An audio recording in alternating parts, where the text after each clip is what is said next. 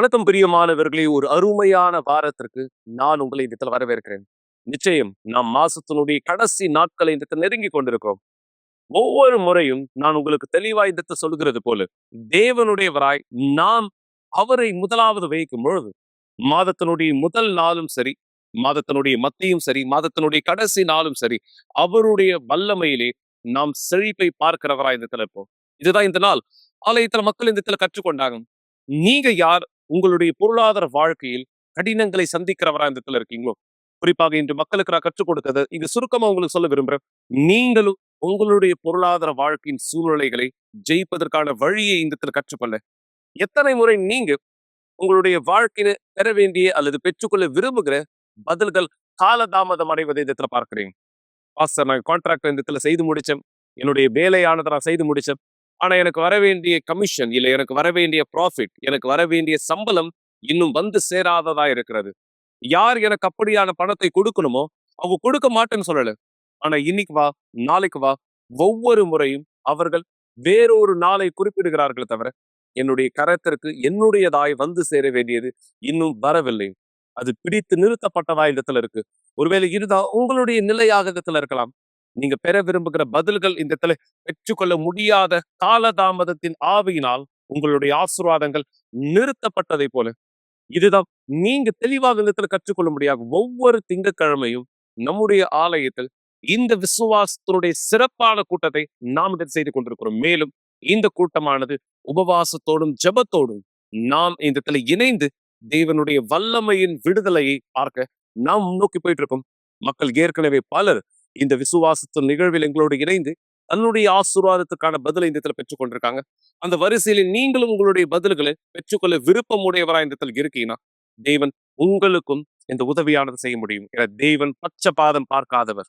நீங்கள் விசுவாசத்தோடு அவரிடத்துல வருவீர்களே, ஆனால் அவருடைய உதவியானதை பெற்றுக்கொள்ள அவர் உதவி செய்ய தயாரா இருக்கா? என்னுடைய வேலையில பிரச்சனையை நான் சந்திக்கிறேன், என்னுடைய வியாபாரத்துல பிரச்சனையை சந்திக்கிறேன், என்னுடைய பண வாழ்க்கையின் கடினங்கள் இந்த இடத்துல இன்னும் சொல்ல போனா உங்களுடைய கரங்கள் கட்டினதை போல. எத்தனை பேர் நீங்க இந்த இடத்துல உணர்றீங்க? எந்த வேலையும் செழிப்படையலை, எந்த வியாபாரம் முன்னேறல, எந்த விதமான பலனை நீங்க பார்க்க விரும்புறீங்களோ அந்த பலனையும் பதிலை பார்க்க முடியாத ஒருவராய் நிறுத்தப்பட்ட ஒருவரா இருக்கீங்க. எனவேதான் நீங்கள் திங்கட்கிழமை கூட்டத்தில் எங்களோடு கூட இணையலாம். இந்த பொருளாதார வெற்றி உங்களுடைய வாழ்க்கையின் மீது வேண்டும் என்று நீங்கள் விசுவாசித்து தேவனுக்கு அனுமதி கொடுக்க தயாரா இருக்கீங்களா? நீங்கள் இந்த மாற்றத்திற்கான சாட்சியாய் மாற முடியும். இந்த நேரம் நாம் தேவன் உங்களுக்காக வைத்திருக்கிற ஒரு அருமையான வார்த்தையை பகிர்ந்து கொள்வதற்கும்பாக ஒரு வாழ்க்கை மாற்றத்தினுடைய சாட்சி இந்த பாருங்க. உங்களை தயார்படுத்திக் கொள்ளுங்க. இந்த கூட்டத்தினுடைய இறுதியிலே நீங்கள் உங்களுடைய குடும்பத்தால் ஆசீர்வதிக்கப்படும்படியாக மேலும் ஒரு கிளாஸ் தண்ணீரை தயார்படுத்திக் கொள்ளுங்க. ஒன்றிணைந்து நான் இதை ஆசீர்வதிப்பேன். தேவனுடைய குணமாக்கலை யார் நீங்கள் பெற விரும்புகிறீர்களோ நீங்கள் பெற்றுக்கொள்ளும்படியாக இந்த சாட்சி பிற்பாடு மீண்டும் இணைந்திருக்கலாம். என்னுடைய பெயர் சூசன். நான் யூனிவர்சல் ஆலயத்துக்கு வர்றதுக்கு முன்னாடி என்னுடைய குடும்பம் அழிக்கப்பட்டதாக இருந்தது. கெட்ட பழக்கத்தினாலும் ஒருத்தர் நம்பாததுனாலும். சமயம் நான் கேலி செய்யப்படுவேன். நான் ஒரு ஆணை போல நடந்துக்கிறதுனால என்னுடைய கணவரை கூட நான் கட்டுப்படுத்த நினச்சிருக்கேன். நான் என் கணவரோட சரிசமமாக நடந்துக்க நினைப்பேன். என் கணவர் குடிக்கிறாரா, சரி நானும் போய் குடிக்கிறேன் அப்படின்னு சொல்லி நான் குடிப்பேன். நான் பார்ட்டிகளுக்கு போவேன். வீட்டில் ஒரு குழப்பமான சூழ்நிலை ஏற்படுத்துவேன். வீட்டில் நாங்கள் நிறைய சண்டை போடுவோம். ஏன்னா அவர் நிச்சயமாக ஒரு ஆணாக இருக்கார், நானும் ஆணாக இருக்கேன்னு நினச்சதுனால நாங்களும் சண்டை போடுவோம். ஒரு குழப்பமான சூழ்நிலை நடக்கும். அவர் என்னை அடித்து கீழே தள்ளுவார். சில சமயம் மேலே குதிச்சு நானும் உனக்கு சரிசமமாக இருக்கேன்றதை காமிக்க நினைப்பார். ஒரு குழப்பமான சூழ்நிலை ஏற்பட்டது. எனக்கு நல்லா ஞாபகம் இருக்குது. ஒரு முறை அவர் என்னை அடித்து கீழே தள்ளி என் முடியை இழுத்து என்னை அடிக்க முயற்சி செய்தார். என்னுடைய திருமண வாழ்க்கையானது மிகவும் மோசமான நிலைமையில் இருந்தது. ஏன்னா என்னுடைய கெட்ட பழக்கத்தினாலையும் என்னுடைய குடி பழக்கத்தினாலையும் மட்டும்தான். அநேக பேர் சொல்லுவாங்க, என்னை இவர் அந்தளவு அதிகமாக குடிக்கிறாரு, வீட்டுக்குள்ளாக இருந்து இவருடைய மனைவி ஆணாக இருந்து எல்லா வேலையும் பார்த்துக்கிறாங்கன்னு சொல்லுவாங்க. இதனால தான் நான் வீட்டுக்குள்ளாகவே இருப்பேன், வீட்டுக்குள்ளே தூங்கிட்டு இருப்பேன். சில நேரத்தில் நான் வெளியே போயிட்டு குடிப்பேன். நான் புகையானது பிடிப்பேன். அது மட்டும் இல்லாமல் நான் வீட்டு வெளியே போயிட்டு அங்கே குடிச்சிட்டு சில வாரங்கள் அங்கேயே வெளியே தங்குவேன். நான் வீட்டுக்கு திரும்பி வரமாட்டேன். என் மனைவி தான் வீட்டில் ஆணாக இருந்து எல்லா வேலையும் பார்த்துப்பாங்க. அதுதான் எங்கள் வீட்டுக்குள்ளாக அநேக பாதிப்பு கொண்டு வந்திருக்கு. எங்கள் வீட்டுக்குள்ளாக நாங்கள் 2 பேருமே கொலை பண்ணுற அளவு சண்டை போட்டுப்போம். சில நேரத்தில் எங்கள் பக்கத்து வீட்டுக்காரங்க எங்களை பார்த்து ஓடி போவாங்க. நாங்கள் நிறைய குடிச்சிருக்கோம், குடிக்கு நிறைய பணத்தை செலவழிச்சிருக்கோம். நிறைய நேரம் என்னுடைய கணவர் வந்து புகைப்பழக்கத்துக்கு அடிமையானவராக இருந்தார். இன்னும் பல காரியத்தில் செலவழித்தார். ஒரு நேரம் நாங்கள் உணர்ந்தோம் உண்மையாகவே இது ரொம்ப கடினமானதாக இருந்ததுன்னு. குடியிலையும் மற்றும் புகைப்பழக்கத்துலேயும் அதிக பணத்தை செலவழிச்சிட்டு இருந்தோம். பல பண நெருக்கடிகளை கடந்து போனோம். சில சமயம் கூட உணவு இருக்காது, சமயம் வீட்டில் கேஸ் இருக்காது, சாப்பிட பொருட்கள் சில சமயம் இருக்காது. உண்மையாகவே இந்த சூழ்நிலை ரொம்ப கடினமானதாக எங்களுக்கு இருந்தது. சில நேரத்தில் வீட்டில் சாப்பாடு இருக்கான்னு நாங்கள் பார்க்க மாட்டோம். நாங்கள் வேலை செய்வோம். திங்கள்லேருந்து வெள்ளிக்கிழமை வர திங்கக்கிழமை எதுவும் இருக்காது, ஞாயிற்றுக்கிழமை எதுவும் இருக்காது. பிற்பட நாங்கள் கடன் வாங்குவோம், கடன் திருப்பி செலுத்துவோம், திருப்பி எங்கிட்ட எதுவும் இருக்காது. இது மட்டும் இல்லாமல் புகைப்பிடிப்பேன். நான் இரவு நேரத்தில் நான் விளையாட போவேன் வெளியே. எங்களுக்கு எந்த சேமிப்பானது இருக்காது. வாழ்க்கைக்காக நாங்கள் எந்த ஒரு விஷயத்தை பற்றியும் கவனிக்க மாட்டோம். என் மகள் இளையவளாக தான் இருந்தா, ஆனால் எங்கள் 2 பேருக்குமே அவளுக்கு எந்த ஒரு மரியாதையுமே இல்லை. சமயம் நாங்கள் சண்டை போடுறத அவளும் பார்ப்பா. அது அவளை அந்தளவு பாதிக்கும். அவள் யார் பக்கத்தில் நிற்கிறதுன்னு கூட தெரியாது. என்ன இது அதிகமாக பாதிப்படைய செய்தது. ஆனால் எப்போவுமே நான் இதை வெளியே காண்பிக்க மாட்டேன். எனக்குள்ளாக நான் அதை தொடர்ந்து வச்சுட்டே இருந்தேன். நான் எப்பொழுதுமே எனக்குள்ள எல்லாமே சரியா இருக்கு அப்படின்றது மாதிரி வெளியே காண்பிச்சுப்பேன். ஆனால் எனக்குள்ளாக இந்த விஷயம் ரொம்ப ஆழமாக இருந்தது. என்னுடைய பெற்றோர்கள் ஒருத்தர் பார்த்து கத்துவாங்க, அவங்க சண்டை போடுவாங்க, சில நேரம் பேசாமல் இருப்பாங்க. ஆனால் ஒன்று மட்டும் எனக்கு தெரியும், அவங்களுடைய திருமண வாழ்க்கை எதுவுமே சரியா இல்லை. அவங்க எனக்கு கொடுத்த உதாரணம் எல்லாமே தவறாக இருந்தது. அவங்கள பற்றி எந்த ஒரு மரியாதையும் எனக்குள்ளாக இல்லை. காரணம், அந்த மரியாதை உருவாக்குறதுக்கான எந்த ஒரு இடமும் அந்த இடத்துல இல்லை. எனக்குள்ளாக ஒரு விஷயத்தில் மட்டும் நான் உறுதியாக இருந்தேன், அவங்க எனக்கு நல்ல பெற்றோர்கள் கிடையாது. அவங்க 2 பேரும் சேர்ந்து பார்ட்டிக்கு போவாங்க. ஒரு பெண் குழந்தைய நானும் அவங்களோட போக வேண்டியதாக இருந்தது. எனக்கு வேற எந்த வழியும் இல்லை, அவங்களோட போகிறது மட்டுமே என்னுடைய ஒரே வழியாக ஒரு இருந்தது. பெற்றோராக என் மகளுக்கு வந்து நாங்கள் ஒரு கெட்ட உதாரணமாக தான் இருந்தோம். வந்து பார்ட்டிக்கு போனோன்னா அவள் எங்கள் கூடயே தான் இருப்பாள். ஏன்னா அவள் எங்களுக்கு ஒரே மகளாக இருந்தா. பார்த்துக்க யாருமே இல்லை. அதனால நாங்கள் அவளை எங்கள் கூடயே கூட்டிகிட்டு போயிடுவோம் அந்த இடத்துக்கு. ஒரு நாள் நாங்கள் அவளை எங்கள் கூடயே கூட்டிகிட்டு போனோம், நானும் என் கணவரும். நாங்கள் வந்து அங்கே குடிச்சிட்டு கொண்டாடிட்டு இருந்தோம். அவள் எங்களுக்காக அங்கே காத்து கொண்டு இருந்தா, எங்களை பார்த்துட்டு இருந்தா. ஒரு தாயாக நான் அவளுக்கு வந்து கெட்ட உதாரணமாக தான் இருந்தேன். அதை பார்த்து தான் அவள் வந்து எங்கள் கூட வளர ஆரம்பித்தா. டிவி ப்ரோக்ராமில் நான் சில சாட்சிகளை பார்த்துட்டு இருந்தேன். ஒரு குடும்ப உறுப்பினர் அங்கே சொல்லிட்டு இருந்தாரு, அங்கே போனால் மக்கள் ஆசிர்வதிக்கப்படுறாங்கன்னு. அங்கே ஆசிர்வதிக்கப்படுறாங்கன்னு சொன்னாங்க. அதனால நாங்கள் போக நினச்சேன். அங்கே போக முடிவெடுத்தேன். முதல்ல வந்து நான் எனக்கான தொடர் சங்கிலி ஜெபத்தை செஞ்சேன். இதே போல் இருக்க விரும்பல, நான் வித்தியாசமான நபராக இருக்க விரும்புகிறேன்னு நினச்சேன். முதல்ல விடுதலைக்காக போராடினேன். ஒவ்வொரு வெள்ளிக்கிழமையும் போனேன். போதகர் சொன்ன காரியங்களை நான் செயல்படுத்தினேன். ஞாயிற்றுக்கிழமைகளிலும் போவேன். என் குடும்பத்துக்காக ஜெபிப்பேன், ஆசிர்வதிப்பேன், தண்ணீரை ஆசிர்வதிப்பேன், எண்ணெயை கொண்டு போவேன். என் கணவருடைய தலையணையை அபிஷேகப்படுத்துவேன். அந்த சட்டையை வந்து பரிசுத்த தண்ணீரால் சுத்தப்படுத்துவேன். தேவன்கிட்ட சொன்னேன், தேவனே என்னை மாற்றுங்க, என் மூலமாக என் குடும்பத்துக்காக போராடும்படி. என்னுடைய கணவரை விட்டு நான் பிரிஞ்சு இருக்க விரும்பல நினைச்சேன். என்னுடைய மனைவி பல நேரத்தில் ஆலயத்துக்கு வரும்படியாக கேட்டிருந்தேன். ஆனால் நான் ஒருபொழுதும் தீர்மானம் எடுக்கல வரும்படியாக. சரி பரவாயில்ல, அடுத்த வாரம் போகலாம், இல்லை அடுத்த வாரம் போகலாம். நான் ஒருபொழுது போனது கிடையாது. ஆனால் ஒரு நாள் நான் தேவனோட தீர்மானம் செஞ்சேன். நான் ஆலயத்துக்கு போகும்பொழுது அநேக வித்தியாசங்களை பார்த்தேன். ஆனாலும் நான் வெளியே போன பிற்பாடு குடிப்பேன், புகைப்பிடிப்பேன். 2 மாதம் முடிஞ்சு போயிடுச்சு, 4 மாதம் முடிஞ்சு போயிடுச்சு. ஆனாலும் நான் வெளியே போயிட்டு ரகசியமா குடிச்சிட்டு இருந்தேன். நான் சிகரெட் பிடிக்கும் பொழுது அந்த புகையாளங்கிட்ட சொல்லும், ஏன் இதெல்லாம் நம்பிக்கிட்டு இருக்கு, நீ திருப்பி சிகரெட் குடிக்க ஆரம்பி. நான் அதே போல் நான் குடிப்பேன். ஆனால் நான் ஆலயத்துக்கு போயிட்டு இருந்தேன். அநேக சாட்சிகளை பார்த்துட்டு இருந்தேன். மக்களுடைய வாழ்க்கை மாறிடுச்சு, அவங்க கவனமா எடுத்துக்கிட்டாங்க. எல்லா விஷயங்களுமே என்னுடைய மனைவி வாழ்க்கைக்குள்ளாக பார்க்கும்பொழுது நிறைய விஷயத்தை அவ மாத்திக்கிட்டா. ஏன்னா இனிமேலும் அவ வந்து ஒரு ஆணா இல்ல, கோபப்படுறதை நிறுத்திட்டா, சண்டை போறது நிறுத்திட்டா, எந்த ஒரு தவறான விஷயத்தை செய்யல. உண்மையா சொல்லும் போது அவளுக்குள்ளாக நான் வித்தியாசத்தை பார்த்தேன். அப்போ அவளுடைய வாழ்க்கை மேலாக மாற்றமானது ஏற்படுதுன்னா அப்ப என் வாழ்க்கை மேலாக ஏற்படும். நான் உணர்றதுனால நான் ஒரு படி எடுத்து வந்தேன். என்னுடைய சொந்த வாழ்க்கையில நான் வித்தியாசத்தை பார்க்க தொடங்கிட்டேன். இப்படியாதான் வேலை செய்ய பார்த்து பிற்பாடு நான் மாற தொடங்கினேன். பிற்பாடு எல்லாமே சரியாகிறது. என்னுடைய குடும்பத்தார் கொஞ்சம் கொஞ்சமா மாறுறதை பார்க்க ஆரம்பிச்சேன். என்னுடைய அம்மா என்னிடத்துல என்னுடைய அப்பாவிடத்துல அன்பா பேச ஆரம்பிச்சாங்க. ஆலயத்துக்கு வந்த பிற்பாடு தான் எங்களுடைய எல்லா உறவுகளிலும் நல்ல உறவு முறை ஏற்பட ஆரம்பிச்சது. என்னுடைய அம்மா என் இடத்துல அன்பா பேசுவாங்க. எங்களுக்குள்ளாக இனிமேலும் எந்த வாக்குவாதமும் இல்லை. ஏன்னா எங்களுடைய வாழ்க்கை மாற்றப்பட்டிருக்கு. ஆலயத்துக்கு வந்த பிற்பாடு எனக்கு அறிமுகப்படுத்தி வைத்தாங்க வாலிப குழு. அவங்க எல்லாருமே என்னை அன்பா ஏத்துக்கிட்டாங்க. அவங்க என்ன நியாயம் தீர்க்கல, அவங்க எல்லா நேரமும் தயாரா இருந்தாங்க என்னை வரவேற்பதற்கு. அந்த இடத்துல தான் நான் வித்தியாசமான ஒரு வாழ்க்கையை கண்டடைந்தேன். ஒரு முழுமையான வித்தியாசமான வாழ்க்கை அந்த இடத்துல எனக்கு கிடைச்சது. இன்னைக்கு என் முழு குடும்பமும் ஆசீர்வதிக்கப்பட்டிருக்கு. நாங்கள் விசுவாசத்தில் இருக்கோம், ஒரே விசுவாசத்தில் இணைஞ்சிருக்கோம். இனிமேலும் கோவப்படுற பிரச்சனை இல்லை. நான் என் கணவர் சொல்கிறத கேட்குறேன். புரிஞ்சுக்கிறேன். நான் மனைவியா இருக்கேன், அவர் தான் தலைவரா அங்கே இருக்காருன்னு. தான் என்னுடைய முழு குடும்பத்தாரும் ஆசிர்வதிக்கப்பட்டிருக்காங்க. நாங்கள் அனைவரும் ஒன்றா சேர்ந்து தேவனுக்கு ஊழியம் செய்துட்டு இருக்கோம். நான் இந்த இடத்துல வாலிப குழுல ஒன்றா சேர்ந்து வேலை செஞ்சுட்டு இருக்கேன். என்ன போல அல்லது என்னை விட மோசமான பிரச்சனையை கடந்து போகிற வாலிபர்களுக்கு உதவி செய்யும்படி நான் அந்த இடத்துல அவங்களோட இணைந்திருக்கேன். நான் அவங்களோட சேர்ந்து ஊழியத்துக்கு போவேன். அந்த இடத்துல வாலிபர்களை பார்த்தா அவங்களிடத்துல என்னுடைய சாட்சியை பகிர்ந்து சொல்லுவேன். தேவன் என்னுடைய முழு குடும்பத்தை ஆசீர்வதிச்சிருக்கிறார். இனிமேலும் எங்களுடைய பண வாழ்க்கையில எந்த ஒரு பிரச்சனையானது இல்லை. ஏன்னா நாங்க வியாபாரம் தொடங்கிட்டு இருக்கோம். எங்களுடைய வியாபாரமானது வளர்ந்துட்டு இருக்கு. அதே போல எங்களுக்கு தேவையானது எல்லாவற்றையும் நாங்க சந்திச்சுட்டு இருக்கோம். தேவன் எங்களுக்கு எல்லாமே கொடுத்திருக்கார். ஆனா இதை விட எல்லாவற்றுக்கும் மேலானது பரிசுத்த ஆவியானவர். இன்னைக்கு எங்களுக்குள்ளாக பரிசுத்த ஆவியானவர் இருக்கிறார். எங்களுக்கு தேவையானது எல்லாமே எங்களிடத்துல இருக்கு. ஏன்னா தேவன் கொடுக்கிற எல்லாவற்றுக்கும் மேலான ஒன்னே ஒண்ணு பரிசுத்த ஆவியானவர். நானும் என்னுடைய மனைவியும் ஆலயத்துக்குள்ளாக துணைலரா இருக்கிறோம். நாங்க வெளியே போறோம், ஊழியமானது செய்யறோம், ஆத்துமாக்களை ரட்சிக்கிறோம். இன்னைக்கு நாங்க எங்களுடைய சாட்சிகளை சொல்றோம், லைவாவும் நீங்க பாக்குறீங்க.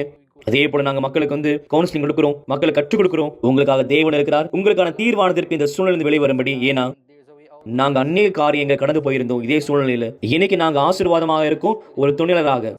இன்னைக்கு எங்களுக்குள்ள புரிந்து கொள்ளுதல் இருக்கு. நாங்கள் ஒருத்தர் நேசிக்கிறோம். இனிமேலும் ஒருபோதும் தேவன் என் குடும்பத்தின் திருமணத்தை பிரிக்கும்படி கேட்கல. கேட்குறேன், என் திருமணத்தை ஒன்று சேர்த்து வைங்க. நல்லது மக்களையும் மீண்டும் உங்களை இந்த இடத்துல வரவேற்கிறேன்.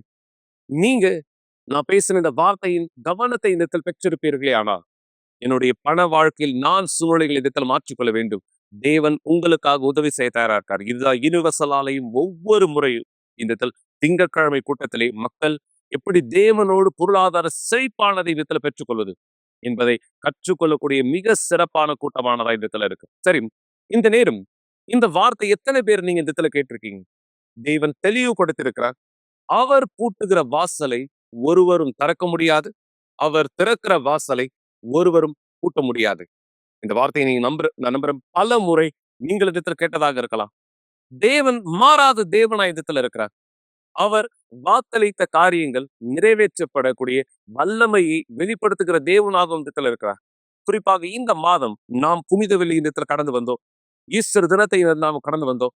இயேசுவானவர் எந்த நோக்கத்திற்காக இந்த இடத்துல மரித்தார், அதே போல் இயேசு வாக்களித்தார், நான் 3ஆம் நாள் உயிர் தெழுவேன். அவருடைய வார்த்தை நிஜம் என்பது ஆதாரபூர்வமாய் நிரூபிக்கப்பட்டதை போல இயேசு 3ஆம் நாள் உயிர் தெழுந்தார். சரியா இல்லைங்களா? உங்களுடைய வாழ்க்கையினுடைய எந்த சூழ்நிலைகள் தேவனால் இந்த இடத்துல மாற்றப்படணும்னு விரும்புறீங்க? எந்த பதில்கள் உங்களுடைய வாழ்க்கையின் மீது நீங்க பெற்றுக்கொள்ள விருப்பம் உள்ள ஒருவராய் இடத்துல இருக்கீங்க? ஏன்னா நீங்க சந்திக்கிற பிரச்சனையோ கடினமோ போராட்டமோ உங்களுக்கு கடினமானதா இருக்கலாம் ஜெயிக்கிறதுக்கு. ஆனா தேவனால அது முடியாத காரியமா? தேவனுக்கு முன்பாக அது கூடாத ஒன்றா? நிச்சயம் கிடையாது. தேவன் சகலத்தையும் மாற்ற வல்லமை படைத்தவராய் இடத்துல இருக்கார். எனவேதான் நாளை நீங்கள் இந்த விசுவாசத்தில் எங்களோடு இணைய உங்களுக்கு நான் இந்த அழைப்பை இந்த இடத்துல கொடுக்க விரும்புறேன். நான் ஒரு கெட்ட செய்தி இந்த இடத்துல கேட்டிருக்கேன். என்னுடைய குடும்பத்தார், என்னுடைய வீட்டார் இந்த வியாதியும் பலகீனத்தை சந்திக்கிறவரா இருக்காங்க. நான் ஒரு அறுவை சிகிச்சை கடந்து போகணும்னு மருத்துவர் சொன்னார். என்னுடைய குடும்பத்தார் இந்த சிகிச்சையோடு தான் தன் வாழ்க்கை முழுவதும் வாழணும்னு சொல்லப்பட்டிருக்கு. இப்படியான ஒரு கெட்ட செய்தி நீங்க கேட்ட ஒருவரா இந்த இடத்துல இருக்கீங்கன்னா, இயேசுவானவர் சொன்னதை நீங்கள் மறக்க வேண்டாம். அவர் சொன்னார், என் தழும்புகளினாலே நீங்க சொஸ்தமானீர்கள். எனவே நீங்க யார் ஒரு குணமாக்கலை பார்க்க விரும்புறீங்களோ, தேவனுடைய அதி அற்புதமான வல்லமையை உங்களுடைய வாழ்க்கையில இந்த இடத்துல பார்க்க விரும்புகிற ஒருவராய் நீங்கள் இந்த இடத்துல இருந்தால், தேவனுடைய சர்வ வல்லமையான கரம் உங்க வாழ்க்கைக்குள்ளாக வெளிப்படுத்தப்படும்படி நாளை தலைமை சபை மவுண்ட் ரோட்லயோ அல்லது நம்முடைய கிளை சபைகளையோ நீங்கள் எங்களோடு கூட இணையலாம். ஒருவேளை இந்த நேரம் கூட சரியா நீங்க நான் பேசுறது கவனிச்சுட்டு இருக்க இந்த சமயம் உதவி எண்களில் தொடர்பு கொள்ளும். எனக்கு ஒரு குணமாக்கலுக்கான ஜெபம் தேவை. தேவனுடைய வல்லமையை என் சரீரத்திலே, என் குடும்பத்தாரோட சரீரத்திலே நான் பார்க்க விரும்புகிறேன். உங்களுடைய விண்ணப்பங்களை எங்களோடு பகிர்ந்து கொள்ள முடியாது. நீங்கள் யார் ஒரு குணமாக்கலுக்கான ஜெபம் வேண்டும் என்று சொல்றீங்களோ, நீங்கள் எங்களை தொடர்பு கொள்ளலாம். இந்த உதவி எண்களில் உங்களோடு பேசவும், உங்களுக்கான ஆலோசனை கொடுக்கவும், வழிநடத்தலோடு ஜெபத்தை செய்யவும் நாங்கள் காத்து கொண்டிருக்கிறோம். என தேவன் மாறாதவராய் இருக்கிறார். மேலும் நான் சொன்ன பிரகாரம் இந்த தண்ணீரை தயார்படுத்திருப்பீங்க நான் நம்புறேன். இந்த நேரம் ஒரு அருமையான சாட்சியை இந்த இடத்துல பாருங்க. இந்த சாட்சிக்கு பிற்பாடு நான் இந்த இடத்துல ஒன்றடைவேன். இந்த வியாதிகளை சபிக்க தேவனுடைய வல்லமை உங்களுடைய வாழ்க்கை மீது வெளிப்படுத்தப்பட இந்த விசுவாசத்தினுடைய ஜெபத்தை நாம் செய்யும்படியாக. என் பேர் ஜெசலி மோரா. எனக்கு 43 வயதாகுது. நான் அக்கௌண்டண்ட்டாக இருக்கேன். அநேக பிரச்சனை என் குடும்பத்தாருக்கு இருந்தது. என் பெற்றோருக்கு திருமணத்தில் பிரச்சனை இருந்தது. அவங்களுக்கு நார்த் ஈஸ்ட் பிரேசிலில் திருமணம் நடந்தது. அதன் பிற்பாடு பிரசில்லாவுக்கு வந்துட்டாங்க. நான் அங்கே தான் பிறந்தேன். என்னுடைய அப்பா சம்பவுலாவில் நல்ல வேலையை பெறணும்னு முயற்சி செஞ்சாரு. நான் ரொம்ப இளம் வயதா இருந்தேன். நாங்க அங்க அநேக பிரச்சனைகளை கடந்து போனோம். பண பிரச்சனை முக்கியமா.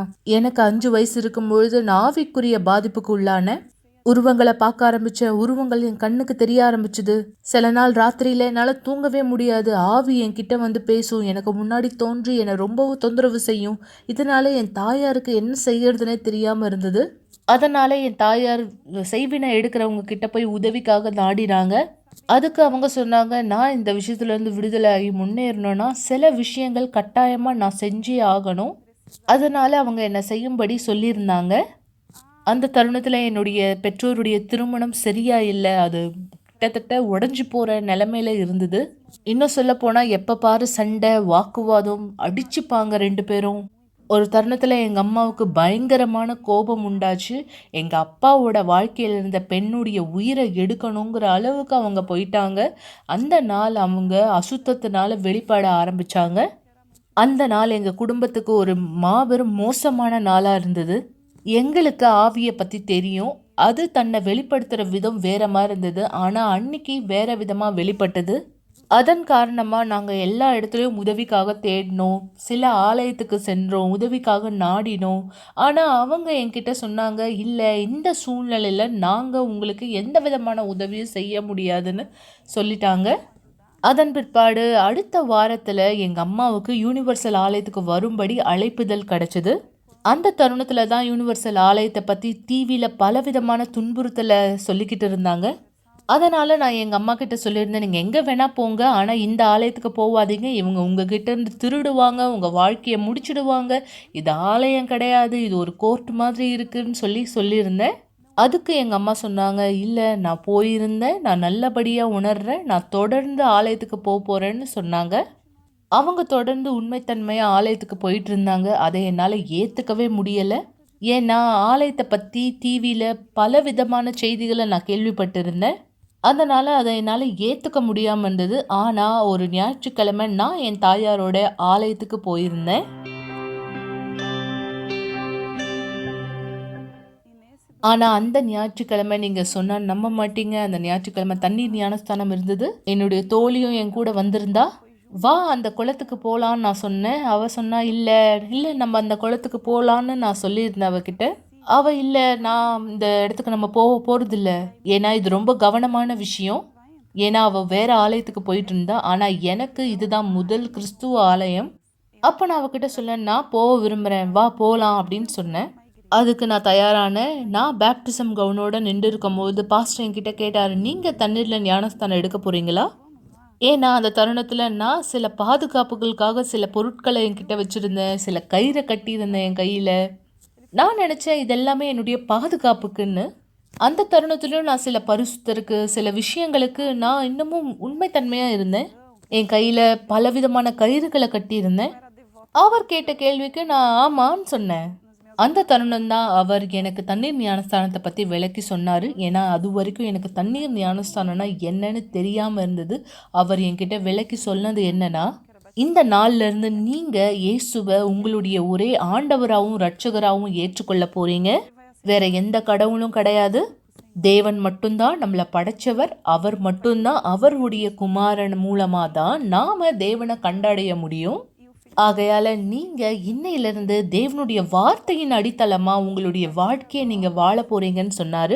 மேலும் அவர் என்கிட்ட கேட்டிருந்தாரு, நான் இதை எல்லாத்தையும் அறுத்து எடுத்துட்டுங்களா, உங்ககிட்ட இதை எல்லாத்தையும் எடுக்கட்டுங்களான்னு கேட்டார். நான் அதற்கு சரிங்கன்னு சொன்னேன். ஆனால் நான் என் இருதயத்துக்குள்ளே நினச்சேன், என்னுடைய எல்லா பாதுகாப்பையும் இவருக்கு ஏன் அறுத்து எடுக்கிறாரு? ஆண்டவராகிய இயேசுவை அறிஞ்சுக்கிற வரைக்கும் அந்த விஷயங்கள் எதுவுமே எனக்கு புரியாமல் இருந்தது.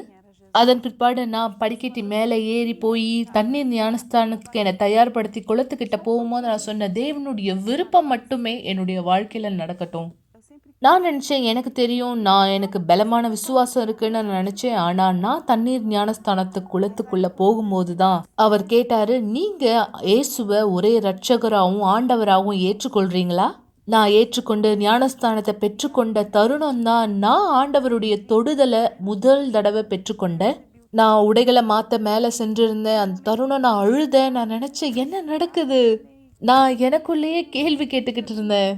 நான் பார்த்தேன், எனக்குள்ள சமாதானம் இருந்தது. இது வரைக்கும் நான் எங்கேயும் பார்க்காத சமாதானம். அந்த தருணம் நான் தீர்மானித்தேன், நான் ஆண்டவரை அதிகமாக தெரிஞ்சுக்க போகிறேன், பைபிளை அதிகமாக தெரிஞ்சுக்க போகிறேன், ஆண்டவராகிய இயேசு யாருங்கிறத குறித்து நான் தெரிஞ்சுக்க போகிறேன். அதனால் நான் ஒவ்வொரு நாளும் ஆலயத்துக்கு போக ஆரம்பித்தேன். நான் ஆலயத்துக்கு போனேன், கற்றுக்கிட்டேன், எனக்குள்ள சமாதானம் கிடைச்சிது. அதன் பிற்பாடு எந்த ஆவியும் என்னை தொந்தரவு படுத்துறது கிடையாது. இனிமேலும் நடுராத்திரியில் எழுந்திருக்கும் போது ஆவியின் பாதிப்பு இல்லை, என்னை அழுத்துறது இல்லை, எனக்கு குரல்கள் கேட்கறது இல்லை, நான் எந்த உருவத்தையும் பார்க்கறது இல்லை. அதன் பிற்பாடு நான் என்னுடைய ஆவிக்குரிய வாழ்க்கையை பார்த்தேன். மேலும் கீழமா இருக்கு, என்னுடைய உணர்ச்சியில மேலும் கீழுமா இருந்துகிட்டு இருக்கேன். சில நேரத்தில் நான் ரொம்ப சந்தோஷமா இருக்கேன், சில நேரத்தில் வெறுமையை உணர்றேன், மேலும் சில நேரத்தில் சோகமாகவும் இருக்கேன். அந்த தருணமானது 1997. பிஷப் மசேதோ சில செய்திகள்லாம் கொடுத்துக்கிட்டு இருந்தாரு. அந்த தருணத்தில் அவர் புதிய பிறப்பை குறித்து ரொம்பவும் பலமாக பேசிக்கிட்டு இருந்தார். அவர் எப்பொழுதும் அதை அழுத்தமாக சொல்லுவார், பரிசுத்த ஆவி மட்டும்தான் நமக்கு சமாதானத்தை கொடுக்க முடியும், மனுஷ குலத்துக்கு அவர் தான் ஒரே ஜீவனாக இருக்காருன்னு சொல்லுவார். அதன் பிற்பாடு நான் என்னை சோதிக்க ஆரம்பித்தேன். வேதகமத்தில் இந்த வசனத்தை பார்க்குற வரைக்கும் 2 நாளாகமம் 7வது அதிகாரம் 14வது வசனத்தில் இங்கே சொல்லப்பட்டிருக்க மாதிரி, என் ஜனங்கள் தாழ்த்தி ஜபம் பண்ணி முகத்தை தேடினா, தங்களுடைய பொல்லாத வழிகளை விட்டு திரும்பினா, அப்பொழுது அவர் எங்களை கேட்டு மன்னித்து நம்ம இடத்துல வருவாருன்னு சொல்லியிருக்காரு. அந்த நாள் நான் தீர்மானித்தேன், இனி நான் எதுக்காகவும் நிறுத்த போகிறதில்ல, அவர் எனக்கு கிடைக்கிற வரைக்கும் நான் அவரை தேட போகிறேன். இதுதான் என்னுடைய தீர்மானமாக இருந்தது. மேலும் நான் தேவனை தேட ஆரம்பித்தேன். நான் தேவனிடத்துல சொன்னேன், எனக்கு ரட்சிப்பின் உறுதி கிடைக்கிற வரைக்கும் நான் நிறுத்த போகிறதில்ல, நான் ஒன்றுமே இல்லை, நான் வெறுமையானவன் சொல்லி எல்லாவற்றையும் தேவனிடத்துல ஊற்றினேன். இந்த உலகத்தில் இருக்கிற எல்லாவற்றையும் காட்டிலும் எனக்கு நீங்கள் மட்டும்தான் வேண்டும்னு நான் அவர்கிட்ட பேசினேன். ஏன் ஜீவனுக்குள்ளாக உங்கள் ஆவி இருக்கணும், நான் நித்திய ஜீவன் வரைக்கும் உங்களை பின்பற்றணும், நான் உங்களை தெரிஞ்சுக்கணுங்கிற ஆசை எனக்குள்ள அதிகமாக இருந்ததுன்னு சொன்னேன். ஒரு நாள் நான் கவனித்தேன், ஞாயிற்றுக்கிழமை தேவனுடைய ஆவி என் மேலாக வந்தது. தேவனுடைய பிரசனத்தை நான் அந்த நாள் தேடிக்கிட்டு இருந்தேன். நான் என்ன கவனிச்சேன்னா, இனிமேலும் எனக்கு எந்த சந்தேகமும் கிடையாது, இனிமேலும் வெறுமைக்கு அங்கே இடமே இல்லை. அந்த தருணம் எனக்குள்ள சமாதானம், சந்தோஷம் மட்டும்தான் இருந்தது. மேலும் உறுதியானது, இவர் பரிசுத்த ஆவியானவர் என்னுடைய வாழ்க்கையில வந்தவர். இது ரொம்பவும் ஆர்வத்துக்குரிய விஷயமா இருந்தது. அந்த வாரத்துல நான் என்னையே சோதிச்சு பார்த்துக்கிட்டு இருந்தேன். நான் எப்படி இருக்கேன், நான் எந்த மாதிரி நடந்துகிட்டு இருக்கேன், எனக்குள்ள என்ன இருக்குன்னு நான் சோதிச்சு பார்த்தேன். நான் எல்லாவற்றிலும் ஒழுங்கா இருந்தேன், எனக்குள்ள பலன் இருந்தது, சமாதானம் இருந்தது. அந்த நாள்ல இருந்து நான் புரிஞ்சுக்கிட்டேன், தேவன் எனக்குள்ளாக உண்மையாகவே வந்திருக்காரு, என்னை முத்திரை இட்டு மூடி இருக்காரு. தேவனோட இந்த பயணத்துல நாம பல போராட்டங்களை, பிரச்சனைகளை சந்திப்போம். பிரச்சனையும் போராட்டத்திலையும் காட்டிலும் தேவனுடைய சமாதான சந்தோஷம் நமக்குள்ள எப்பொழுதும் நிலைச்சிருக்கும். தேவன் என்னையும் என் குடும்பத்தாரையும் ரொம்பவும் நல்லா பார்த்துக்கிறாரு. எனக்கு திருமணம் ஆயிருக்கு. என் திருமணத்துல நான் ரொம்ப சந்தோஷமா இருக்கேன். நான் ஆசீர்வதிக்கப்பட்ட குடும்பத்தை பெற்றுக்கொண்டிருக்கேன். என்னுடைய பெற்றோர் மனம் மாறி இருக்காங்க, அவங்களும் தேவனை தேடுறாங்க. இன்னைக்கு நான் யூனிவர்சல் ஆலயத்துல உதவியாளராக இருக்கேன், இவாஞ்சலிசம் குரூப்ல இருக்கேன், ஊழிய குழுவில் இரவு தூதர்கள்னு ஒரு குழு இருக்கு, அதுலேயும் நான் இருக்கேன். இன்னைக்கு தேவனுடைய சுவிசேஷத்தை சொல்லிட்டு இருக்கேன், தேவனுடைய வார்த்தையை சொல்லிக்கிட்டு இருக்கேன். ஏன்னா ஒரு நபருடைய வாழ்க்கை அது மட்டும்தான் மாற்ற முடியும். இன்னைக்கு பரிசுத்த ஆவியானவர் எனக்கு ஜீவனும் நித்திய ஜீவனுமா ரட்சிப்புமா இருக்காரு. பரிசுத்த ஆவியானவர் எனக்குள்ளாக இருக்கிற அர்த்தம், தேவன் என் கூட எப்பொழுதும் இருக்காரு, நான் அவரை முகமா பார்க்கறேங்கிற உறுதி எனக்குள்ள எப்பொழுதும் இருக்கு. ஒருவரும் உங்களுக்கு வெளிச்சத்தின் நாளை கொடுக்காவிட்டாலும் அல்லது உங்களுடைய சத்தத்தை கேட்பதே பாரமாக தோன்றினாலும், உங்களுக்கு தேவையான பலத்தையும் நம்பிக்கையும் பெறுவதற்கான ஒரே வழி ஜெபம். தயவு செய்து உங்கள் கண்களை மூடியிருங்கள். இது ஜெபத்தின் நேரமாயிருக்கிறது. எங்கள் ஆண்டவராகிய இயேசுவே, என் தேவாவியானவரே, இந்த நேரம் யார் இந்த நிகழ்ச்சியை பார்த்து கொண்டிருக்கிறார்களோ, இந்த மக்கள் இந்த இடத்தில் எந்த கவலைகளிலே, எந்த வலிகளிலே, எந்த வேதனைகளிலே தன்னுடைய வாழ்க்கையானதை வாழ்ந்து கொண்டிருக்கிறார்கள் எனக்கு தெரியாது. ஆனால் இயேசுவை நீர் ஒவ்வொருவரையும் எண்ணங்களையும் அவருடைய யோசனைகளையும் அறிந்தவராய் இருக்கிறதுனாலே உதவி அதிகாரத்தோட கரங்களை இவர்களை நோக்கி உயர்த்தி பிடிக்கிறேன். இவர் கரங்களில் இருக்கக்கூடிய இந்த தண்ணீரை நீர் அபிஷேகம் செய்கிறார். மேலும் யாருடைய சரீரங்கள் வலியினால், பலகீனங்களால், வியாதிகளால் இடத்தில் பாதிக்கப்பட்டதா இருக்கிறதோ, ஒருவேளை மனுஷ ரீதியாய் இவர் குணமாக்கலை பார்க்க முடியாது என்ற ஒரு செய்தியை பெற்றிருக்கலாம். மனுஷ ரீதியாய் இது கூடாத காரியம் என்கிற ஒரு செய்தியை பெற்றிருக்கலாம். இப்பொழுதே என் தேவனே, எது மனுஷரால் கூடாததோ உம்மால் கூடும் என்பது நிரூபிக்கப்படும்படி இந்த நபருடைய சரீரத்திலே, ரத்தத்திலே, எலும்புகளிலே, சதைகளிலே, இவர் சரீரத்தினுடைய உறுப்புகளிலே எந்த அசுத்தமானது இந்த வியாதியை விதைத்திருந்தாலும் இந்த வியாதியானது இந்த நிர்மூலமாக்கப்படுது. எங்கள் தேவனும் சர்வ வல்லவருமாய் இருக்கிற ஆண்டவராகிய இயேசு கிறிஸ்துவின் பெயராலே வியாதியை உன்னை சபிக்கிறேன். இப்போ இந்த வீட்டிலும் இந்த வீட்டாருடைய வாழ்க்கையிலும் எந்த இடத்திலும் உனக்கு இடமானது கிடையாது. இந்த வீட்டை விட்டு, இந்த வாழ்க்கையை விட்டு, இந்த மக்களுடைய வழிகளை விட்டு ஜெலியேற சுத்தமே. என் தேவனே, விசுவாசத்திலும் வல்லமை இந்த மக்களுடைய வாழ்க்கை மீது வெளிப்படுத்தப்படட்டும். உம்முடைய நாமம் மகிமை பெறும்படியான சாட்சியை பெற்றுக்கொள். இவரை ஆசீர்வதிக்கிறேன். இந்த குணமாக்கலை அறிக்கையிடுகிறேன் இயேசு கிறிஸ்துவின் பெயராலே. ஆமென். ஆமென். தேவன் மாறாதவர். இந்த நேரம் நான் இதை உங்களுக்கு முன்னாடி சவாலா கூட இந்த இடத்துல வைக்கிறேன். உங்களுடைய விசுவாசம் தேவன் மீது வெளிப்படுத்தப்படும் பொழுதும் அந்த விசுவாசம் உங்களுடைய குணமாக்கலை, விடுதலை, ஆசீர்வாதங்களை இந்த இடத்துல கொண்டு வரும். இன்னும் அதிகம் தெரிந்து கொள்ள இந்த இடத்துல விரும்புகிறேன். தொலைபேசி எண்களை நீங்கள் தொடர்பு கொள்ளுங்கள் அல்லது நேரடியாக ஆலயத்திற்கு வரவேற்கப்படுகிறீர்கள். விசுவாசத்தின் கூட்டத்தில் தேவனுடைய வல்லமை உங்கள் வாழ்க்கையில் பார்ப்பதற்காக சென்று பாருங்கள் மக்களை. தேவன் உங்களோடு இருப்பார். ஏய், என்னை நல்லா பாருங்க, என்னை நல்லா உத்து பாருங்க. நான் என்ன நினச்சிட்டு இருக்கேன்னு சொல்லுங்க. வயதானவன் நேரத்தை வீணாக்கிட்டு இருக்கான், கடைசி காலத்தை எண்ணிட்டு இருக்கான்னு நினைக்கிறீங்களா? உண்மையில் நான் இங்கே வந்தேன் உங்ககிட்ட சொல்கிறதுக்காக. எல்லாமே கடந்து போயிடும். நீங்கள் கற்பனை பண்ணி பார்க்காத வேகத்தை விட இது எல்லாமே நேற்று நடந்த மாதிரி இருக்கு. என்னுடைய விளையாட்டுகள், என்னுடைய அனுபவம், நான் எல்லாத்துலேயும் ஆர்வமாக இருந்தேன். எனக்கு இன்னும் கூட நல்ல ஞாபகம் இருக்கு, என்னுடைய அம்மா செய்கிற நல்ல உணவு என் குடும்பம் முழுவதும் ஒன்றா இணைவோம் ஞாயிற்றுக்கிழமையில.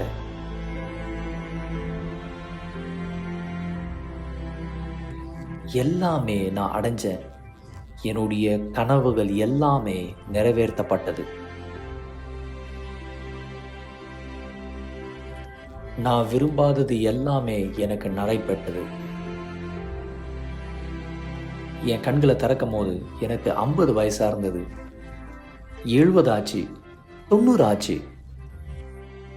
எல்லாமே கடந்து போயிடுச்சு.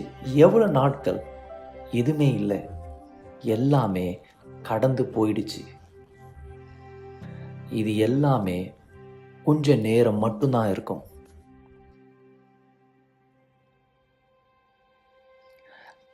நீங்க என்ன பார்த்துட்டு இருக்கீங்களோ அது நான் கிடையாது. இது வெறும் ஒரு மேல் உரை மட்டும்தான். இது உலகத்தினால அழிக்கப்பட்டு மண்ணுக்கு சென்றுவிடும். இந்த கண்களை பயன்படுத்தி பார்க்க வேண்டிய இடத்தை நான் பார்க்கிறேன். இந்த கால்களை பயன்படுத்தி போக வேண்டிய இடத்திற்கு நான் போகிறேன். நான் வயதாக மாட்டேன், எனக்கு மரணமும் இல்லை. நான் நீங்கள் எதை கவனமாக கவனிக்கவில்லையோ அதுதான் நான் உங்கள் ஆத்துமா. நான் உண்மையில் இருக்கேன். கண்ணாடி வழியாக பார்க்கிறது நீங்கள் கிடையாது, அது உங்கள் ஆத்துமா.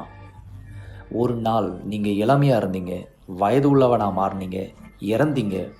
உங்களுடைய ஆத்துமா நித்திய கால வாழ்க்கை அடைய போய்விடும். எப்பயாவது நின்று யோசித்து பார்த்துருக்கீங்களா? உங்களுடைய கண்கள் உண்மையாகவே திறக்கப்படும் போது நீங்கள் எந்த இடத்திற்கு செல்வீங்க? நான் இதை ஆத்துமாவை குறித்து சொல்கிறேன். வெளியே இருக்கிற காரியங்களை குறித்து மறந்துவிட்டு உங்களுக்குள்ள மறைந்திருக்கிற பொக்கிஷங்களை குறித்து நினைச்சு பாருங்க. இது எல்லாத்தையும் நீங்கள் தெரிஞ்சுக்கணும்னா உங்கள் ஆத்துமாவை குறித்து நீங்கள் இந்த புஸ்தகத்தை, பரிசுத்த புஸ்தகத்தை நீங்கள் தியானிக்க வேண்டும்.